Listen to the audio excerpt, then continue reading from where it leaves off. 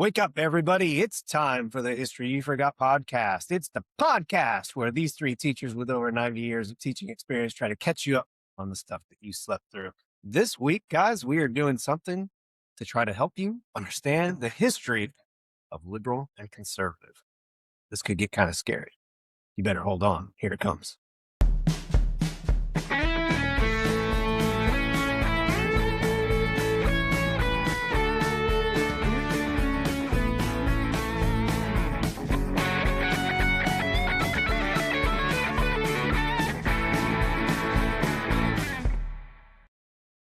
I'm Jason Shimoda.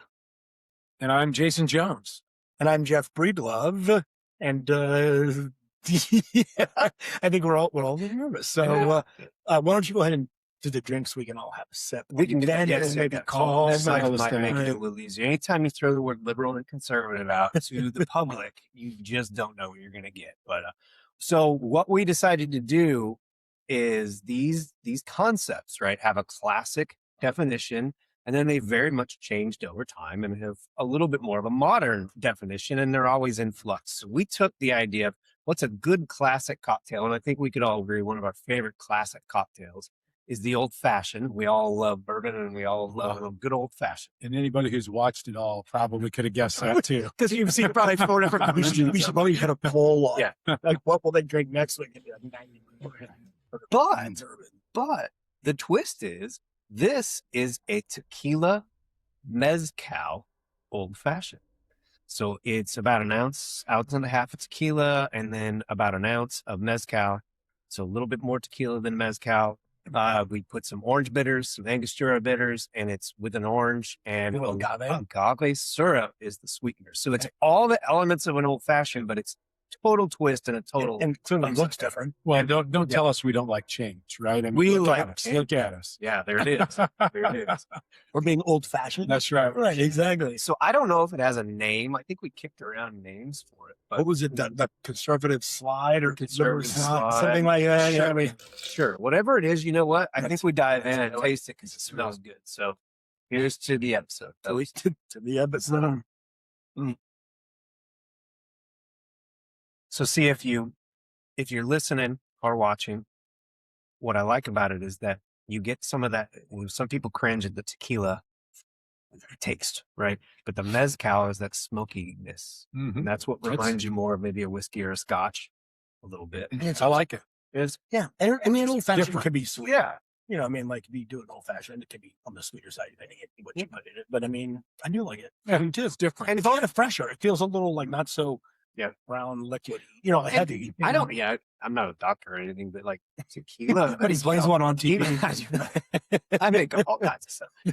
Tequila mezcal are actually not terrible for you. Hey, there Like, you go. Supposedly, yeah, mezcal's like Yeah. all especially organic and all Yeah. that. Yeah. I'm actually feeling better. Jump into it. That won't last. No, right. So what the heck are we doing? What are we doing? So first of all, I think we need to acknowledge the fact that we have been kicking this idea around for a while, and we aren't quite a little trepidatious, right? As to how we approach it without making it super confusing, getting too deep in the weeds about things that what we're not trying to do, or bring it to current and make it about, politics. Yeah. So we've been kind of kicking that around, and I think we sort of ended up with, you know what? We taught you this in high school, right? You've learned this multiple times. It was probably a little confusing then. As teachers, it's always a little difficult to get across clearly. So we're going to try. Yeah. I think that's kind of what we landed on, right? So what we probably need to do, this is the one you kind of need to do live, like with an audience. And so anytime you start to venture off, they're like, we're done. You lost us. Right.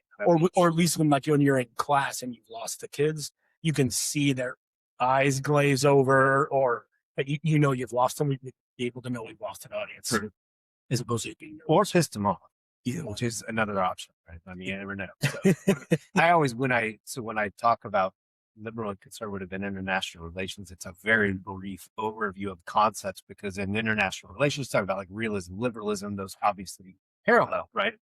But you always have to be a little bit careful when you talk about people's view of human nature. or politics. Because truthfully, like conservatism traditionally comes from a little bit more of a pessimistic view of human nature. You don't necessarily want to make people feel bad about that. Which I think you just did. but it is, right? It is. It's fear of Change. change and harm. And, Yeah, totally. yeah. So I think what we're decided to start was first of all, I think to kind of lay the groundwork for, we're talking about small c conservatism and small l liberalism, right? As ideologies, not as parties. Right? If you do a capital C conservative, that'd be a conservative party, or capital L be a liberal party or Labor Party, right? That's the name of the party. These are the underlying beliefs of different people with different political viewpoints, or economic or social. I mean, they kind of go across the board. Yeah. Yeah. So and they tend to be movements. yes. At Yeah, times, absolutely. I would think that's a good way to put it. And they shift. I mean, and the whole nature of this is that it's changing. It's gray a little bit as it kind of gets closer, and it does not fit today in America, especially. Well, and that's what I was going to add. Just probably bookends to this for American audience would be, you have to take political parties kind of out of it. Please. We'll Especially try the to names fit of them the in back political in. parties. Yeah. Yeah. You think about Democratic Party. That doesn't mean that the Republican Party is anti-democratic, and the Democrats aren't anti-republicanism. So that, just toss it. Don't even be right. Don't even be concerned with that. I think you're right. Yeah.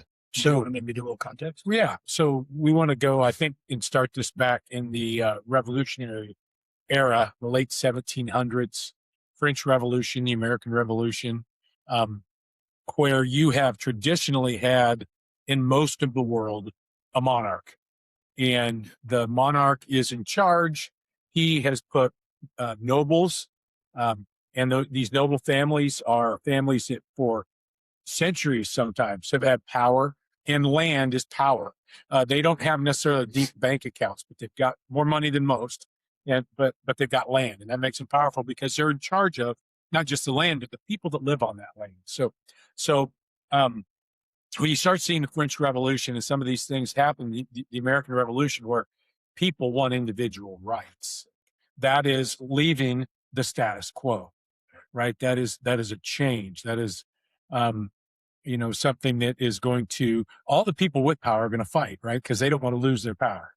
And so if you look back at those time periods, that's really where we start to see a shift in what people believe they deserve to have in terms of their rights and land. And that's expectations from expectations. government. Right? Government. Expectations. Yeah, and I think you summed it up great. I think though that it's hereditary, right? That's the Yes. key too. Is that it's lucky sperm club. I always tell my kids, I mean, firstborn man passes it on, and you can't get it unless you are directly related. I mean, and your family might lose it if you don't have a son, right. So That's a great point. Yeah. Right. So the hereditary part is also, I think, what hugely important. because it's a shift. Revolutions were anti that sort of, it has to be earned, right? Merit should be earned. Power should be earned, not gifted due to some genetic. And if you were in good graces with the noble, then you fought with the noble because you kept whatever power you had, right? And so minor nobility, they called it, right? So, it was layered, but it was very, very one-sided to the wealthy. You didn't have an education. You couldn't vote. Most people couldn't read. And this is hundreds of years post printing press. There was a lot of stuff out there to read, but people just weren't taught, so because knowledge is power. Right. Yeah. That's right. Right. I mean, if we let you read, you might have some ideas that go against our ideas. And that would question why you and not me. Right. Yeah. Exactly. And I think what also then for context is that both those revolutions, not only do they upset the status quo, especially the French, and we're chopping monarchy and nobles' heads off. Yes. The American was fought under the premise, again, right, of getting rid of a king, but it's not had hundreds or 1,000 years of that system. So that's why it's going to be a little bit different in the U.S. too. But it's I'm sorry. I know, but also with America, Mr. Schmoid is our expert here, but remember that in England, they were treated differently than the colonists, right? They had representation, and we've all heard the taxation without representation.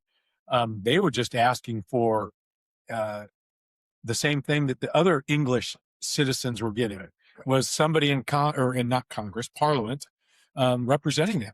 Right. Yeah, that's at the heart, right? Yeah. Just Well, yeah, I think, yeah, I mean, go ahead.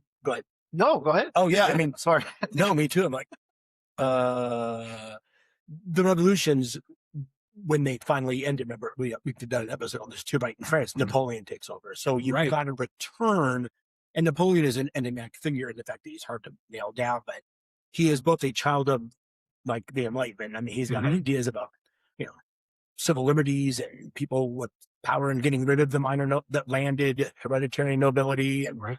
who should have power. And then he conquers all of Europe as well, right? So Right. he brings down all of those monarchies and all the lands that he took, right? He upended centuries of power in Austria and in Germany and in, all those places, eventually Italy and all, Spain. So, I don't know if you teach it this way, but I always, you think about it, the French Revolution swings way to the democratic side of things. They're trying a democracy for the first time. They don't know how to do it, right? And if you look at fledgling democracies at any time in history, they struggle because they don't know how to do it. And then it swings all the way back, as Jeff just said, to Napoleon and a totalitarian government or a dictator, if you will. Well, and this might be a good time to throw in there also an interesting fact for people watching is the concept of left wing and right wing. Right? It's born out of the French Revolution, correct? well, yeah. Jacobins, and we talked about Montaigne, this. Yeah. right? The two different factions within the burgeoning Mhm. republic that France creates. Yep. Yeah, and there was also like Is it Girardin? Is yeah, Girondin, Mountain. Okay, so we're just saying Jacobin. Yeah, French, our French is a little different. I guess. My French is mine is right. But no, so I think you're right. But that's also what makes the United States so awesome, right? Because they had a fledgling democracy. They'd been told what to do for 300 years by a king. Right. They have this fledgling democracy, and here we are 250 years later, still doing it, right? And Yeah. and where a lot of these other places, it fell apart. Well, and it's also why this topic is so difficult to explain in American context, because we were born out of literally one side of it. Yeah. And then fell right into it in a little bit different flavor. But the terms still work. Terms work. Yeah, So we'll figure that out. Right. Yeah. So to finish the context piece, sorry.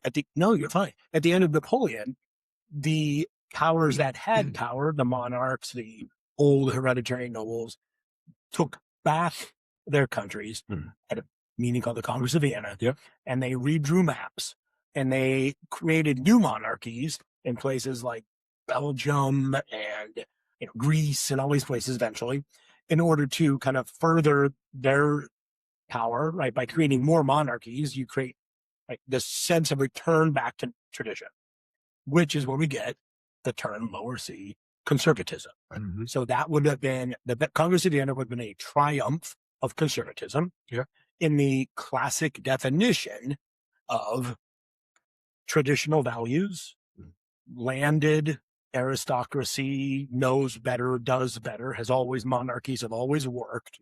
And this idea that big government in the sense of like, a Hobbesian type system where, the king and Leviathan or whatever, that system has always worked. It should always work. We got to go back to it. But I think your point, I always tell my kids, is that, people with power cling to it like a grim death. Nobody ever willingly gives up power. It has to be taken. Well, at the Congress of Vienna, they used the word legitimacy. They wanted to put the legitimate ruler back in power because Napoleon had put his family in charge of all these various places around Europe. And so legitimacy was the term they used to get the legitimate ruler back in power. Right. And France had held elections, and the U.S. is now, holding elections, and the ideas of revolutionary thought have taken root. And so the Congress clearly attempts to shut that, which kind of then sets up our opposite viewpoint, which would then be at this time, people who held on to those sort of revolutionary Enlightenment ideas that came out of all the revolutions. And remember too, like the revolution doesn't, in places like France, right? It's like an Olympic sport, right? They get gold at it. I mean, there's revolutions in Napoleon, and there's revolutions in 1805 in Haiti, and there's revolutions in 1820 throughout Europe, and 1830 in France, 1848. I mean, so this is a group of people, these small C conservatives, trying to keep hold of something that's like putting the toothpaste back in the tube. Right. So that's where you get small L liberal, which are people who typically hold the values brought forth by the white, right?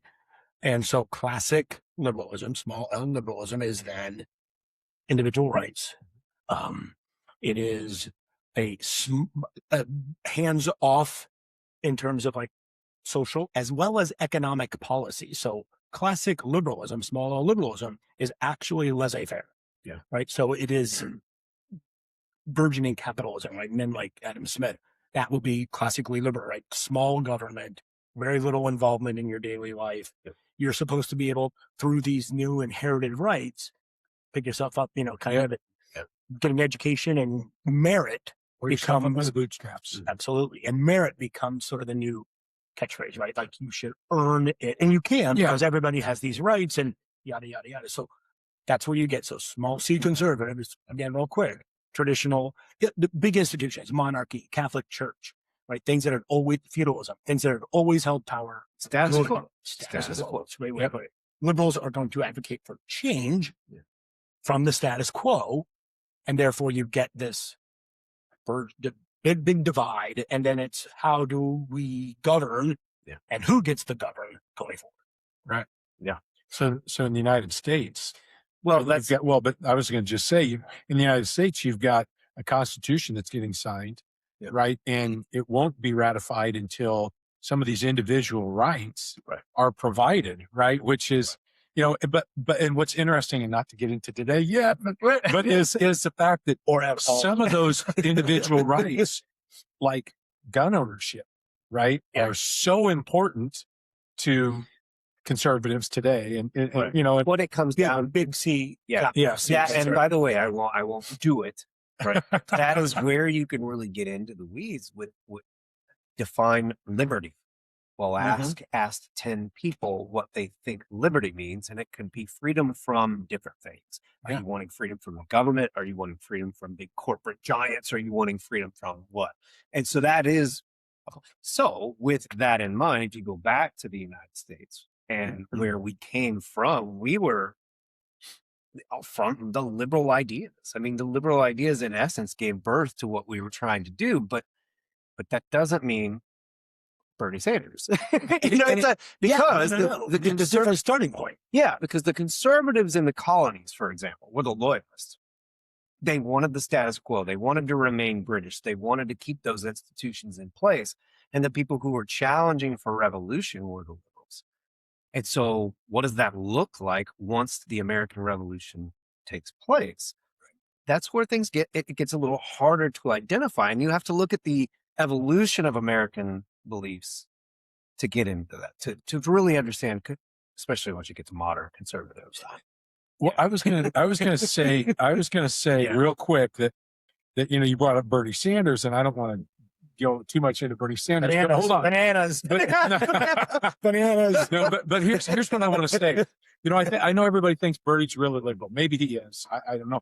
But in negotiations as a politician, you're going to ask for more than you probably really want to try to get what you want, right? And I think that's both sides, if that makes sense.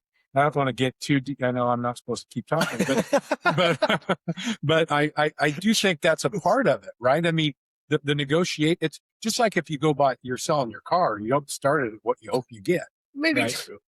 Well, but what I was once we get to the United States, Because I think that the problem, and we'll talk about this here because we're going to go slow and try to draw this out. We should write like a whiteboard. Right.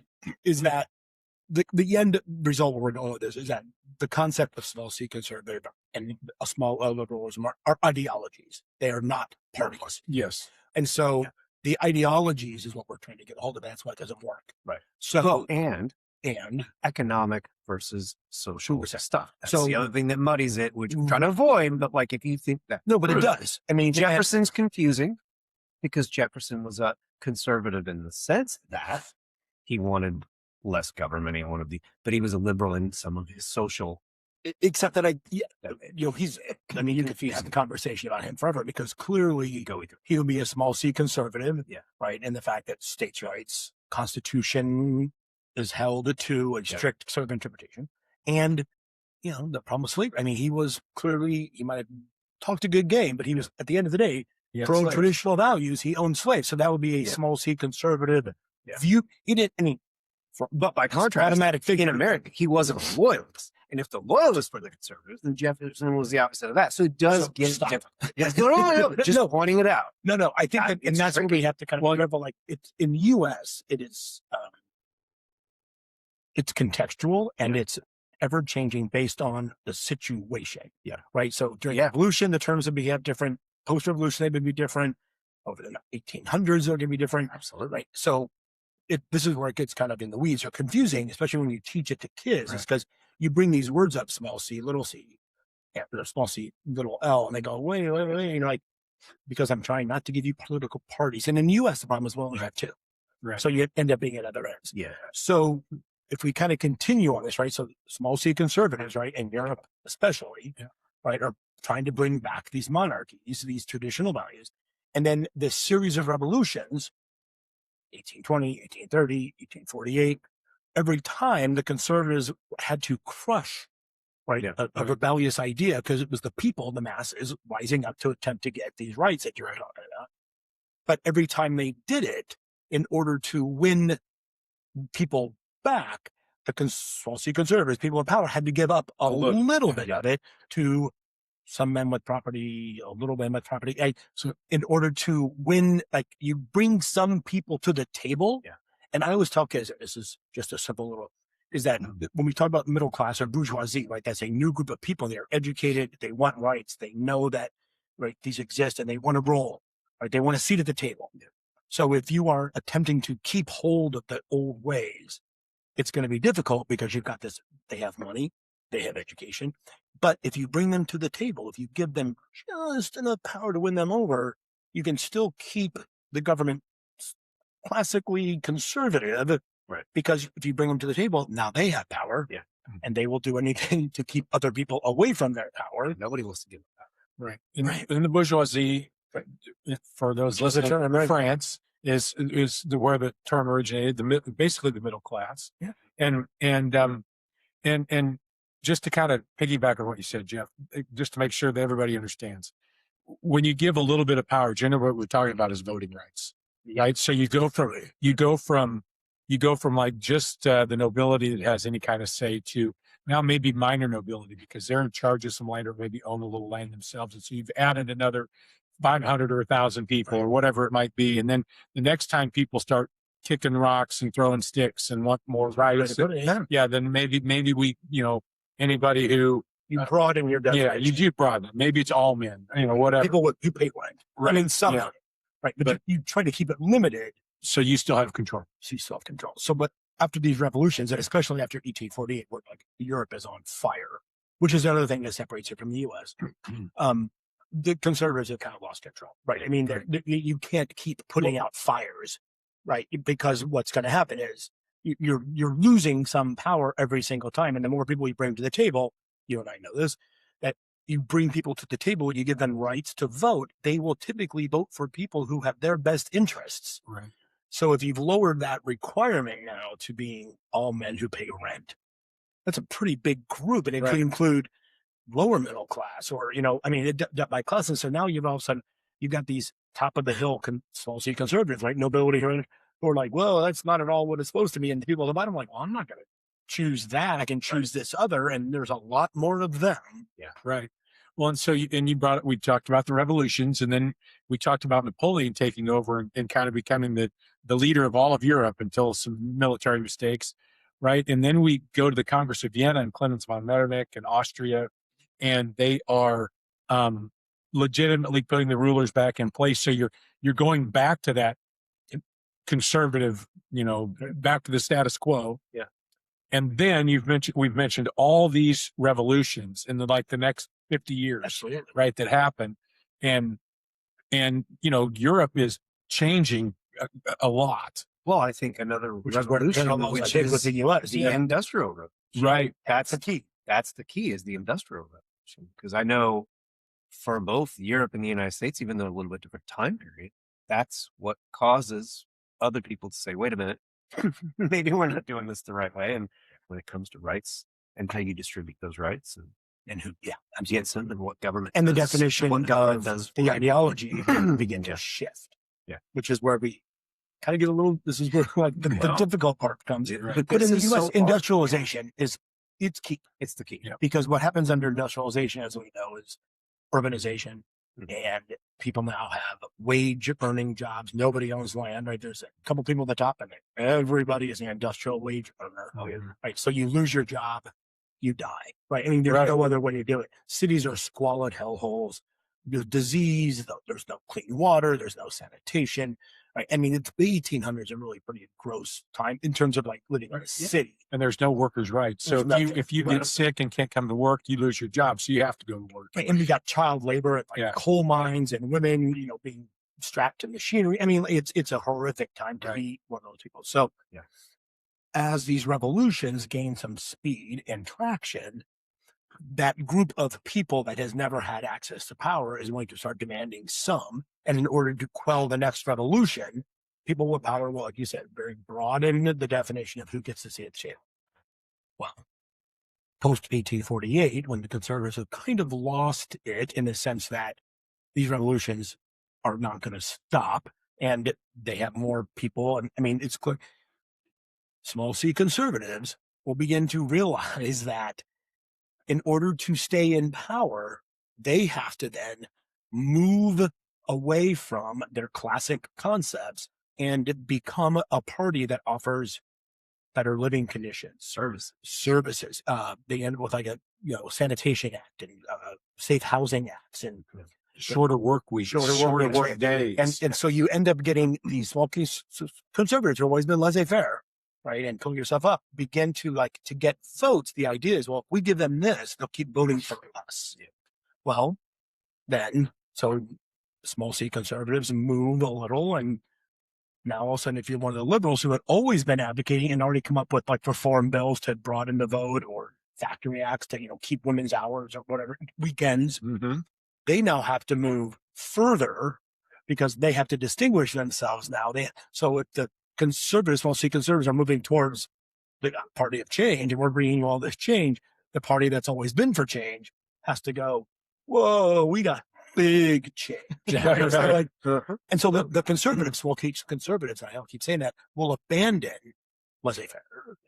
I'm sorry, small c liberals will abandon laissez-faire economics. Sorry, economic liberalism. I know this is how, because they then decide that it's the role of government to provide some of these services, and that's how you get votes. And so small c conservatives, and as they move, they then take on more of these economically sort of classic concepts of laissez-faire, because it now becomes, they're not as firm to the left. And remember, laissez-faire means hands off government. Right. And so that's the shift that happens. And so that's where people who've been classically conservative, right, in terms of economics especially, right, will shift, right? And the people who are sort of socially will shift. Everyone kind of comes and they basically swap places in terms of the name of the ideology, to where liberals then become the party of radical change, people's rights, government intervention,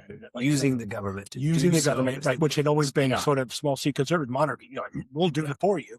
Liberals become that, and the conservatives have become too much, and we need to still keep government out of the hands of people. But we are going to maybe not provide you with rights, but we're going to make the quality of life better as a carrot to keep you voting for us. And that's really all it revolves really simply around how do you get people to vote for you. And as you lower the threshold of who gets to vote, people will demand more from their governments. Yeah.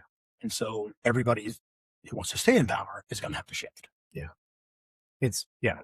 I mean, for American audiences, it is absolutely that, the Industrial Revolution. There's a little bit of rights distributed more and more to people, whether that's voting rights or civil rights or things like that. But that also plays into that, for sure. Plays into it, but that's it. I don't want to go too far with that, because that also blurs the party lines. I don't want to do that. God, I hope, I mean, was that, again, like we taught this in high school, so we're trying to teach this to high school. Right. Sorry. And it's actually sometimes easier to teach it to high schoolers. Falling apart.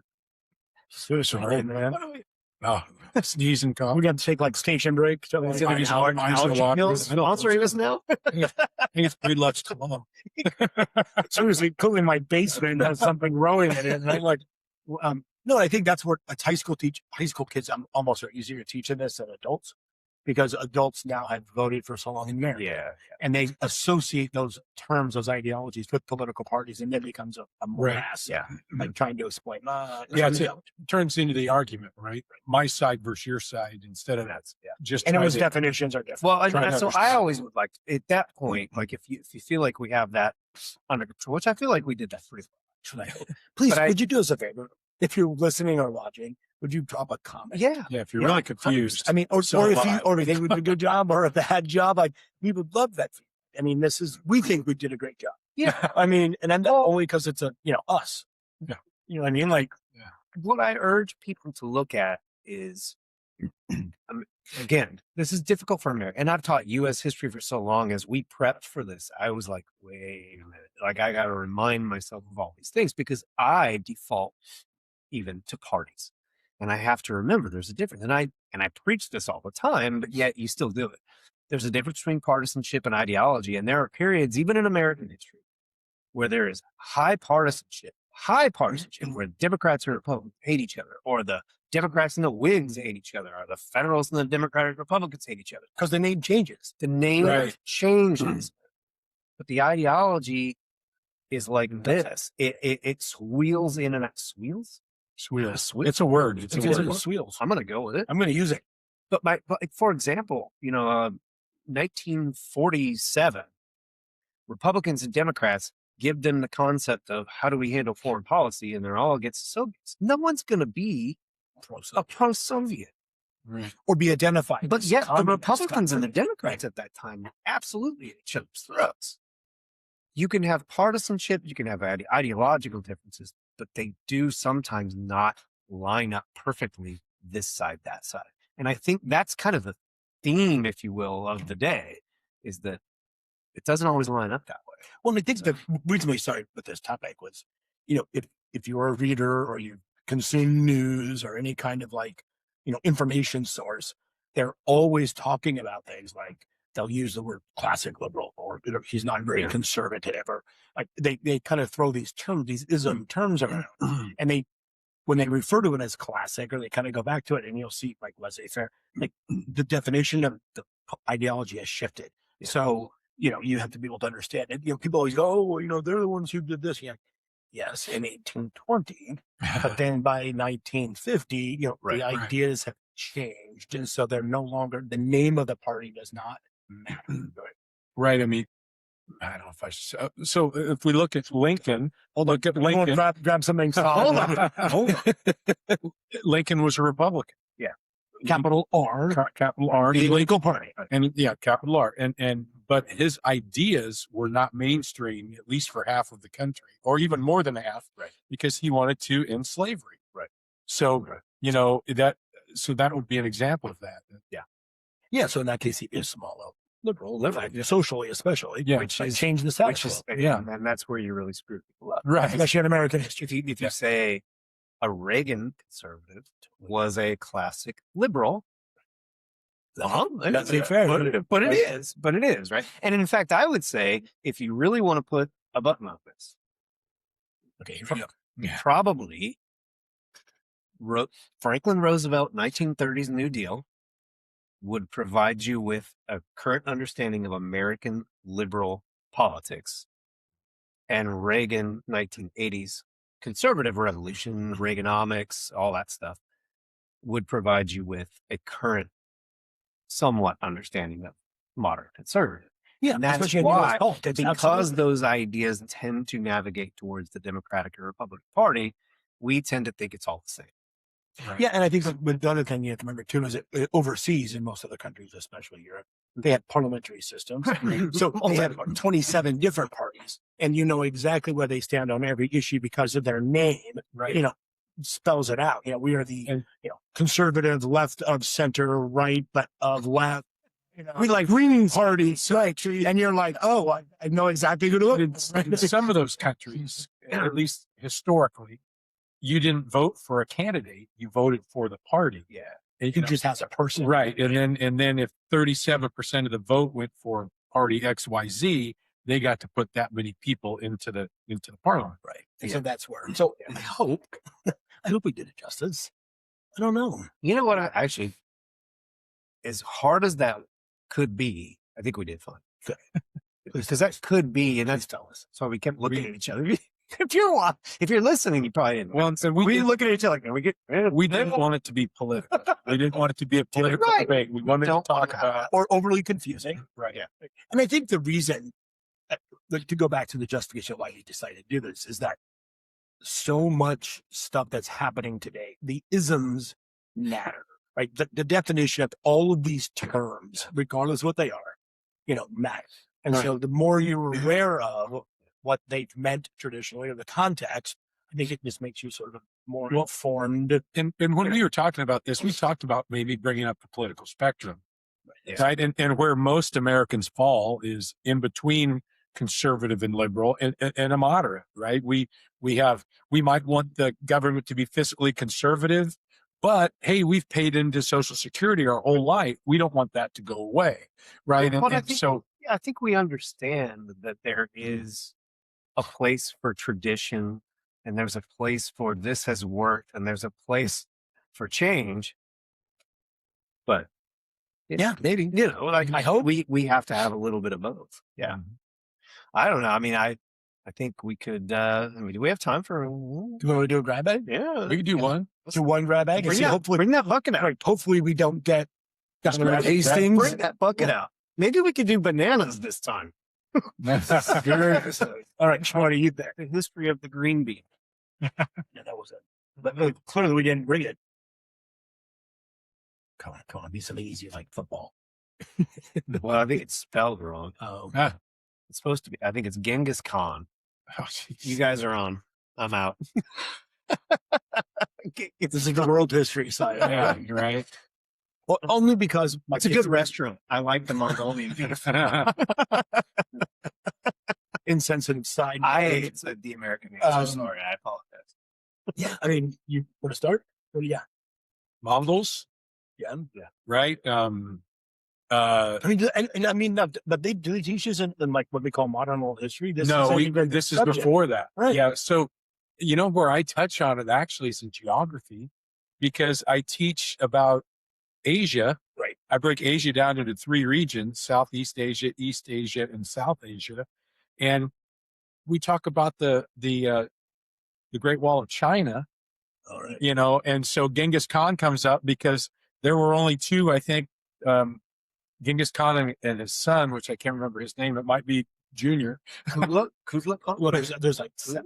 Right. But I think they're the only 2 that actually defeated China with the wall. But I could be wrong with that. But yeah, I mean, you're right. I mean, you're not wrong. It's just, or at least there are 2 of them. yeah. I always joke like, this is when like the Disneyfication of history. It's like, it's not moving on, right? We're not talking about this.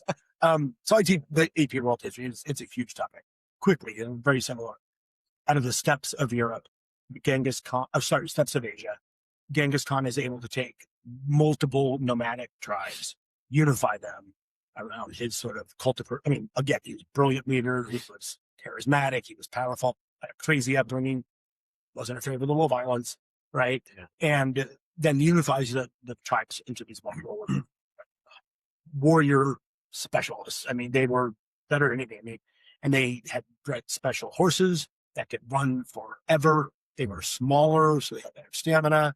They're the ones who really kind of came up, or at least perfected the idea of a stirrup, so you could stand in a saddle and then shoot a bow and arrow. Yes. Right, without having to steer your horse because they're small. You could do it. So then they perfected all sorts of war tactics, like a phased retreat, and they're the ones who initially sort of launched plague-filled bodies over the walls of, Kaffa and places like this, and spread the plague, and brought the plague to Europe.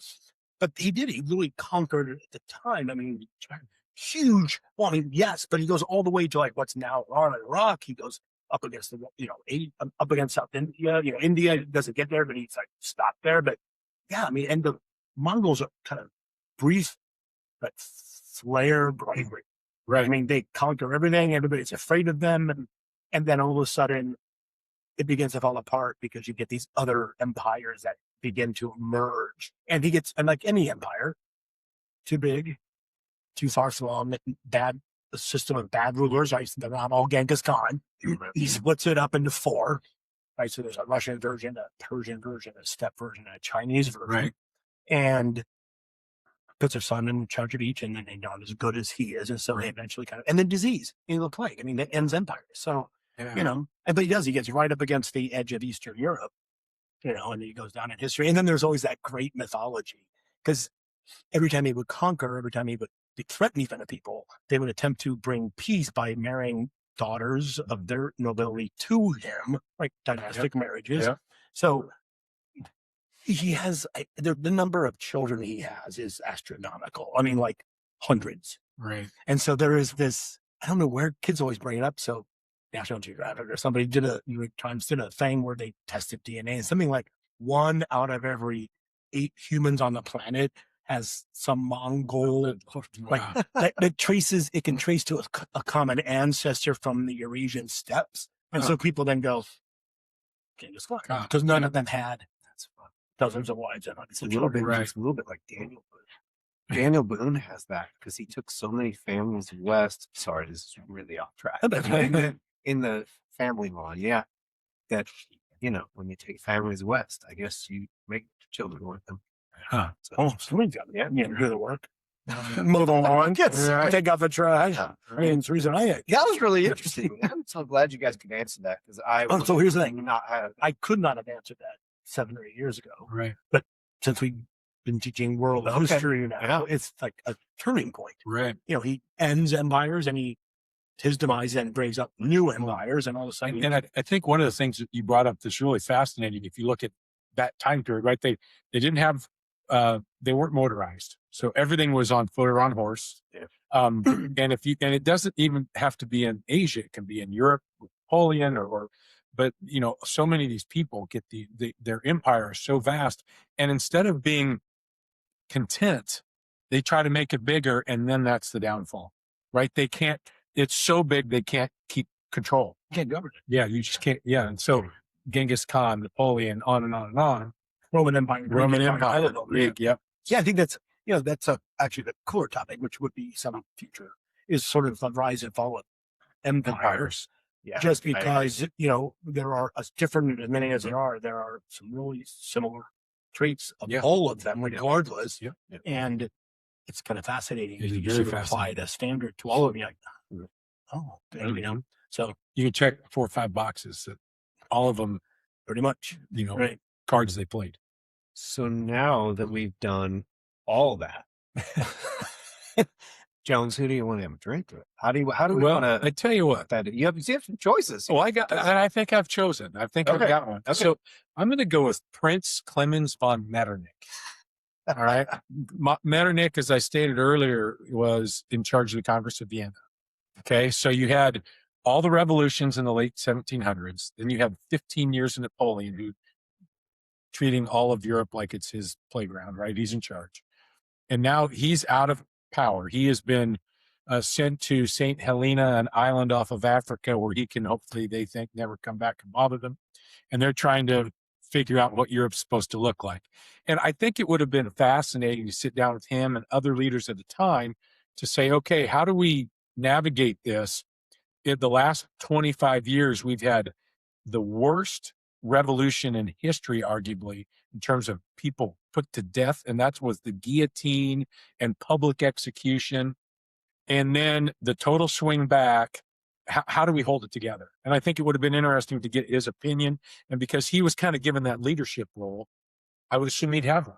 Yeah, because he was Austrian, right? Austrian. He was Vienna. Yep. Yeah, Austrian. So I don't know. That's who I think would be. No, it's a good one. I think he is an incredibly interesting figure. Yeah. Yeah, to have a beer with, just because And I was today years old when I heard that name. Right. I don't Right. think. You've Okay. heard that before. Yeah. Okay. Yeah, Very It's like good. it, though. Yeah. I am surprised that I may have heard of it. It was Okay, a comment. I'm I was asleep. hence the podcast. Right. I think Yeah, we there's- just did a perfect job. There's so many people during this era that you could pick. Well, there's just the topic ranges. You could go hundreds of years too. Right. Just the concept. Yeah, we didn't really bring up some of the like key figures besides Right. Nick in terms of like, Yeah. which could be other podcasts. I mean, in terms of some names that people probably would recognize Mm-hmm. in terms of, leading proponents of these ideas, right? Yeah. And then like, oh, that name rings a bell, right? And Right. there are like tons. Well, Are we finished? I think we are. Okay. Yeah, think- congratulations. Hey, What'd good you job, say? guys. That's what we did it. Class dismissed. We didn't know if we could do it. Class dismissed. Thanks, everybody.